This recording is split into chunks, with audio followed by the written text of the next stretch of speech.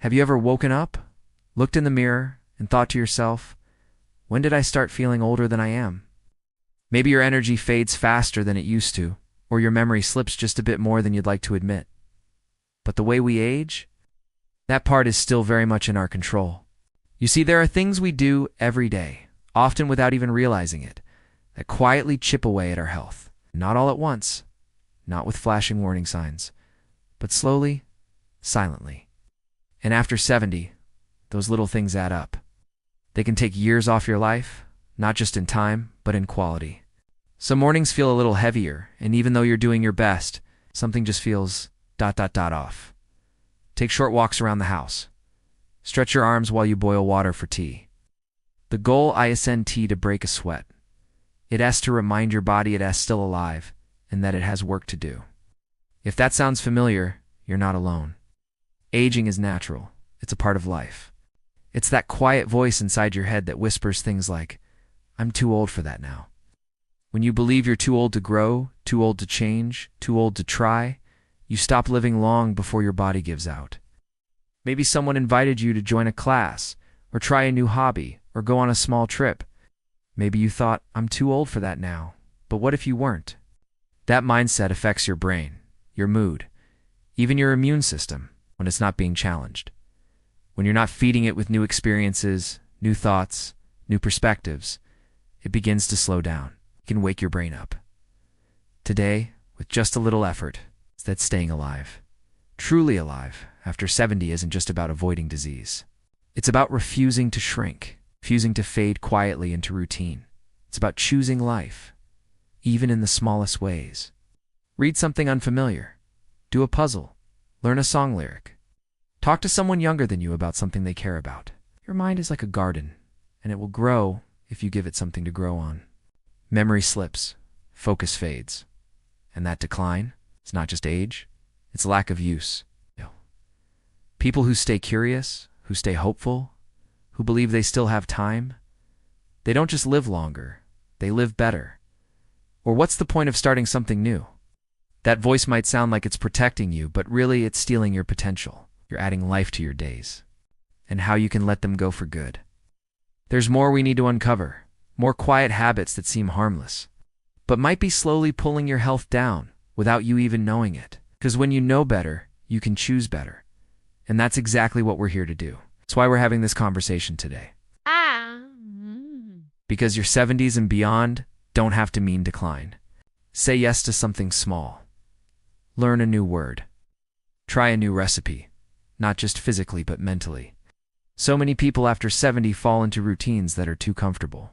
Same TV shows, same meals, same conversations. And while familiarity feels safe, it can actually dull your brain over time. Call someone you haven't talked to in years. You're not finished. You're still becoming. When was the last time you sat still? Not just to rest, but because you felt like you didn't have a reason to move. Maybe it starts with skipping your morning walk. Then it's a few days without stretching or moving much at all. Before long, sitting becomes the default. Or to fall in love with something new. Age doesn't mean the end. It just means you've seen more.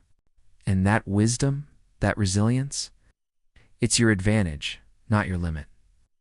And not just for comfort, but because it feels easier, safer. In fact, they can be some of your richest, healthiest, most independent years. If you are willing to stop doing a few things that might be holding you back, muscles weaken, bones lose density, balance becomes unstable. And those changes, they don't just affect how fast you can walk, they affect how long you live. Sitting too much, especially after 70, is like slowly turning down the dial on your vitality. It increases your risk for heart disease, diabetes, even certain cancers. And worst of all, it steals your independence. Things that seem small, even harmless, but are secretly taking a toll. So let's talk about them. The hidden habits, the daily choices, the quiet patterns that might be shortening your life. Let me ask you something. But here's the truth. The more you sit, the faster your body forgets how to move. So what can you do? You don't need to run marathons or join a gym. But you do need to move. Stand up during commercials. Now let's talk about something a little trickier, but just as important. Limiting beliefs after 70 can be just as dangerous as a poor diet or lack of exercise. Think about the last time you said no to something, not because you couldn't do it, but because you assumed you shouldn't. What if that new experience was exactly what your mind and body needed to stay sharp? What if it was the thing that made you feel alive again? You're not too old to learn or to teach. So the next time that little voice tells you, don't bother, I want you to challenge it. And speaking of becoming, let's talk about what happens when you stop challenging yourself. Your brain craves stimulation. But the good news, you can change that. Now that we've opened the door to movement, mindset, and mental stimulation, we're starting to see a picture, aren't we? And when you do that, when you stand up, when you challenge your thinking, when you stay curious, you're not just adding days to your life. Let's keep going. Let us take a moment now and think about how we nourish ourselves, not just with movement or thoughts, but with food. Because another habit that quietly harms people after 70 is something so common, it almost goes unnoticed. Eating less and calling it normal. Maybe food doesn't taste the same. Maybe cooking for one doesn't feel worth the effort. That means you actually need more of certain things, not less. You need high-quality protein to protect your muscles. You need healthy fats to feed your brain. You need vitamins and minerals to keep your bones strong and your immune system alert. Or maybe digestion feels slower and we think skipping a meal might help. But here's the danger in that. Undereating, especially in your 70s, can cause your body to slowly lose muscle, energy, immunity, and even memory. Something that far too many people over 70 fall into, often without realizing it. It's true that as we age, our appetite can change. Sometimes it's because you don't want to be a burden. Other times you convince yourself that people are too busy or that your time has passed. And the cruel part is, it can feel like it's happening so quietly, so slowly, that you don't even know it's affecting you. And while solitude can be peaceful, prolonged isolation is not. You see, after 70, your body doesn't absorb nutrients as efficiently as it once did. It's about respecting your body enough to feed it what it needs to thrive. You deserve that kind of care. Every single day, not just counting the years, but making them count. And when we cut ourselves off from meaningful relationships, whether from family, old friends, or new faces, we begin to wither emotionally, mentally, and even physically. But the beauty in all this is, it's never too late to start again. That hug you give, that smile you receive, it's that story you share, it all adds up. One that says, I'm not done, I'm here, I matter. Because you do matter. Because there's still one more powerful truth we need to talk about. One final behavior that, left unchecked, might quietly steal your vitality. But if faced head-on, can unlock a richer, more peaceful chapter of your life than you ever imagined. Every single day you wake up is a gift, and what you do with it shapes how many more you get. But when meals turn into toast and tea, or a few crackers with some cheese, your body starts to operate like a car running on fumes. You don't need to eat more food. You need to eat better food. Dense, nourishing meals that fit your appetite. Things like oatmeal with chia seeds and berries. You start small. Call one person today, even if you haven't spoken in a while. Don't deny the world and yourself of that richness. Because when you engage with life, when you show up for others and allow them to show up for you, you breathe more deeply. You live more fully. Take a walk where people gather, like a park or a local market. Join a community group, a book club, a gardening circle, a senior yoga class. Or if mobility is a challenge, consider online gatherings. You'd be surprised how many meaningful connections begin over video calls, even in your 70s and 80s. Scrambled eggs with avocado, bowl of hearty soup with beans and vegetables, a banana with almond butter. Even a smoothie packed with greens, fruit, and protein powder can be a gentle yet powerful way to feed your body. You might feel tired all the time, dizzy when standing, or foggy in your thoughts, and it's easy to mistake all that for just aging. But enough to dull the brain and stiffen the joints. Water is your best friend, even if you're not thirsty. Aim for small sips throughout the day, or herbal teas that warm the body and soothe the soul. But it's not aging, it's underfueling. So what can you do? And don't forget hydration.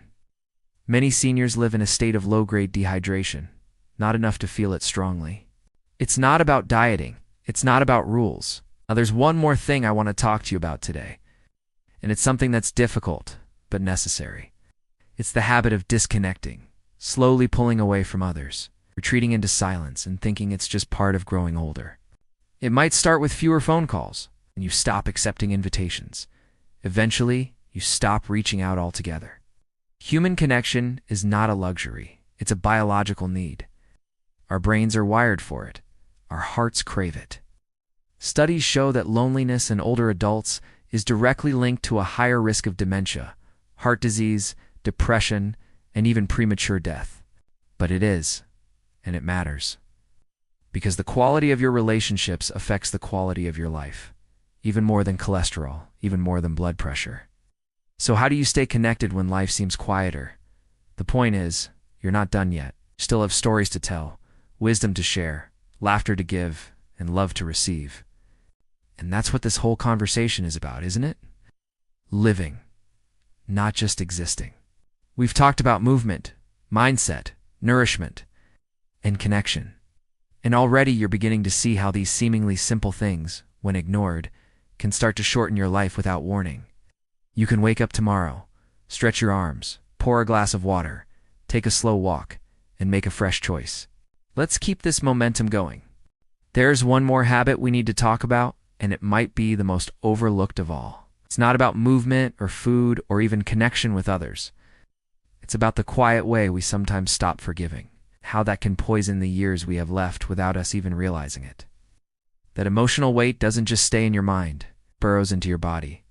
It raises your blood pressure. It weakens your immune system. It disturbs your sleep, clouds your judgment, and steals your peace. I know. Forgiveness isn't an easy topic. When you've lived over 70 years, you've experienced your fair share of hurt. It doesn't even mean you have to let them back into your life. Forgiveness simply means you choose to stop letting their actions hurt you twice. Once in the moment it happened, and again every time you replay it in your mind. Some wounds are small but lingering. A family member who stopped calling, a friend who said something cruel, someone you trusted who let you down. Others go deeper.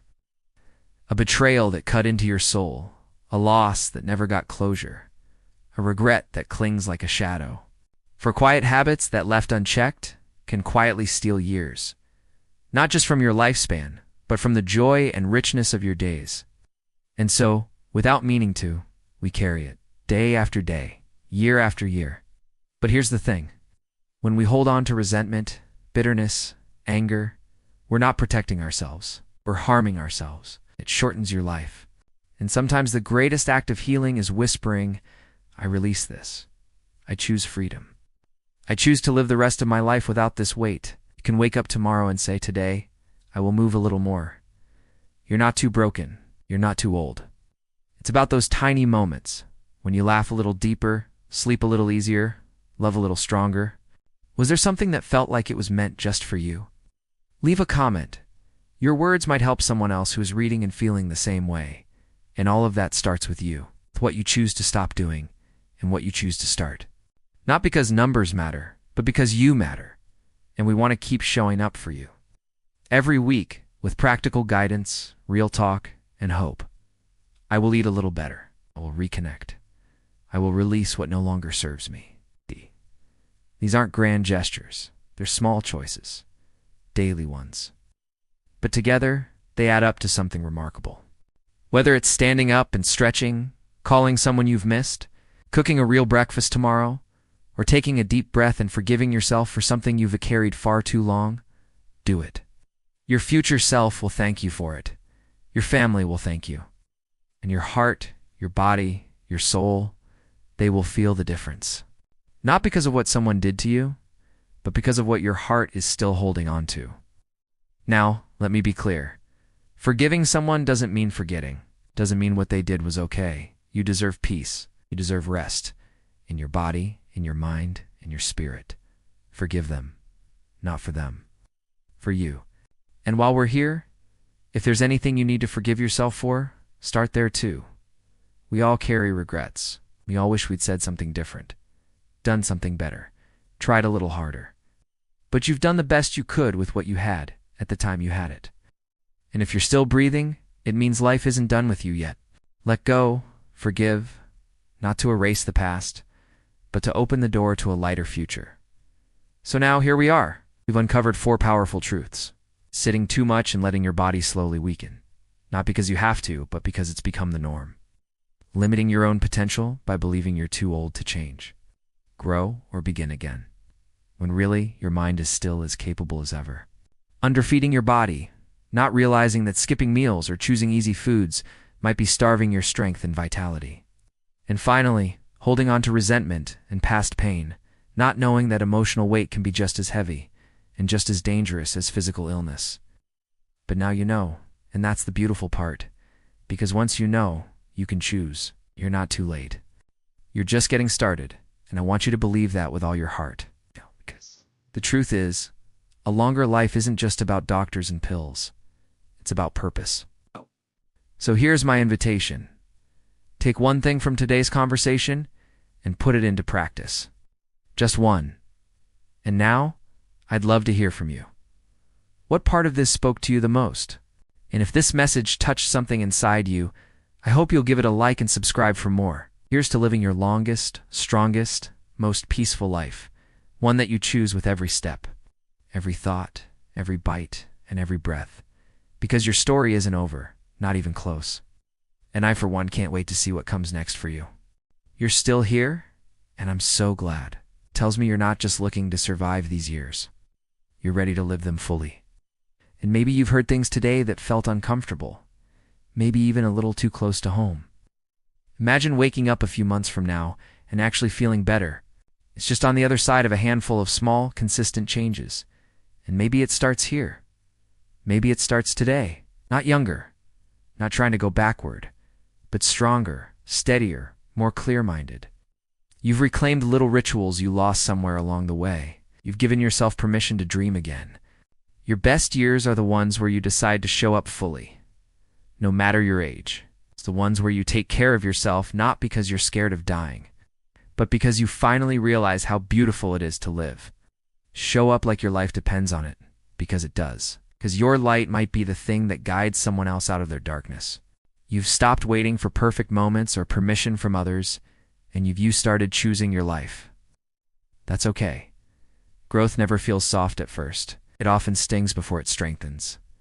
But that sting is a sign you still care. What's one habit you're ready to release? And what's one thing you're excited to reclaim? Maybe it's your health, your voice, your confidence. Or maybe it's something simpler, like the joy of walking without pain or sleeping through the night. Whatever it is, your words matter. That there's still fire in you, that your life still matters, and you know it. Let's pause for a second and imagine something, just you and me. That version of you isn't a fantasy. It's not something reserved for the lucky few. Because here's the truth that nobody says loud enough. Growing older, isn't a decline. It's an upgrade. But only if you let go of the things that no longer serve you, the old stories, the worn-out routines, the quiet surrender that says, this is just how it is now. It doesn't have to be. You still get to rewrite this chapter, and you don't need anyone's permission but your own.